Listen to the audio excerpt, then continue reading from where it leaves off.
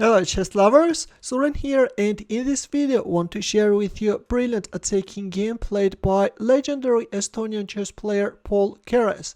His opponent is British chess player William Winter, and the game was played in 1935 at Warsaw Chess Olympiad. I have to tell you that William Winter was a pretty strong player who won British Open Chess Championship in 1934 and the British Chess Championship in 1935 and 1936, though in this game when facing Paul Keres he would fail to show an adequate resistance and will lose quickly. Without further ado now, let's see what happened on the board. Keres was playing with the white pieces opened up with e4 and William Winter responded with c5. Sicilianische Verteidigung, knight f3 and knight f6, black is choosing the Nimzowitsch variation. Here is how Paul Keres comments this move. With this line introduced by Nimzowitsch, Winter wants to lead his youthful opponent to paths less well mapped out by theory and thus make use of his greater knowledge and experience. But it turns out that Paul Keres knew these lines very well, and soon the one who is going to face problems is going to be William Winter. Knight c3 e6, knight takes d5, e takes d5, d4 and d6. Nowadays in here the most popular move is knight c6, but in our game we have d6 and bishop g5 by Keres. At the time of this game in 1935 this was a novelty. Before this, moves like bishop b5 check or e takes d6 had been seen, but in our game we have bishop g5. White is developing his bishop with a tempo, relying on the fact that black can't play bishop e7 because in the end of the day, once this queen is leaving the d-file, white is managing to win a pawn. That's why in our game after bishop g5, black moved his queen and announced a check from a5. c3, c takes d4, bishop d3. Paul Keres proceeds with the development, is not even paying attention what's going on, and he's preparing castling kingside. There it goes, guys. While black is busy with grabbing pawns, white has already completed his development and is ready to launch an attack. C takes b2, which turns out to be a very dangerous decision. I just can't understand, guys, what was William Winter thinking when he was busy with grabbing pawns instead of developing his pieces. Look at this. It's not quite clear how is black going to complete his development. Instead, it was better to play a move like knight c6. If rook e1, then bishop e6. And then d takes e5. Yes, black is holding, but in our game after castling kingside, we have c takes b2. Here comes rook b1 and d takes e5.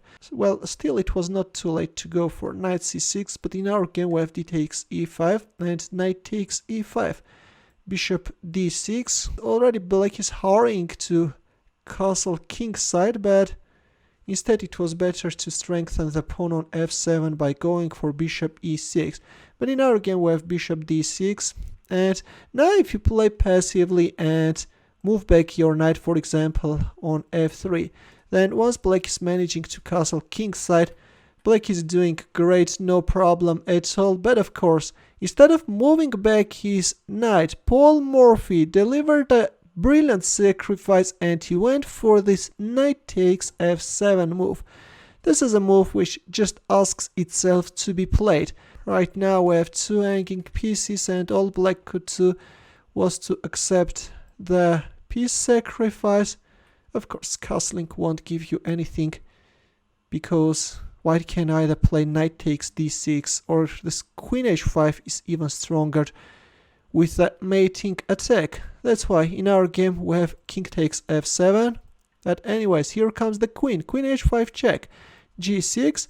Instead of playing g6, black has other alternatives as well, but all those continuations are losing. Let's take a quick look at other moves as well. For example, if we move like king f8, then rook e1 is coming with a mating threat. If bishop d7, then rook e3, and again white is winning. Or after queen h5 check, if king e6, then white can sacrifice his bishop, and this king on f5 has little chances of surviving. Black king is in a mating net. The threat is g4 checkmate. Or after queen h5 check, if king g8, then queen e8 check is coming, and then bishop e7, and then bishop f5, and again white is winning. Let's go back, but in our game after queen h5 check we have g6, and here we go. Bishop takes g6 check, h takes g6, queen takes h8, bishop f5, and rook e1. Paul Keres is not even paying attention to this hanging rook. He's proceeding with the attack and is taking under control this essential e-file. Now if bishop takes b1, then black king can quickly get checkmated in 2 moves. That's why black decided to block the e-file by playing bishop e4, but in here Paul Keres delivered another majestic move and he went for rook takes e4. An exchange sacrifice, right guys? D takes e4, and after queen f6 check, finally black resigned because black king is getting checkmated. If king g8, then queen takes g6 check, and yes, there is no way out, guys. Black king is in a mating net. White can quickly finish up black king. Is there a need for going for h4? Of course not.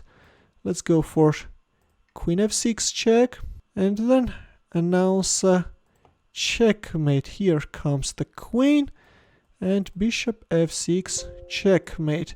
Or after queen f6 check, if king e8, then this time queen e6 check is coming, followed by bishop h6 checkmate.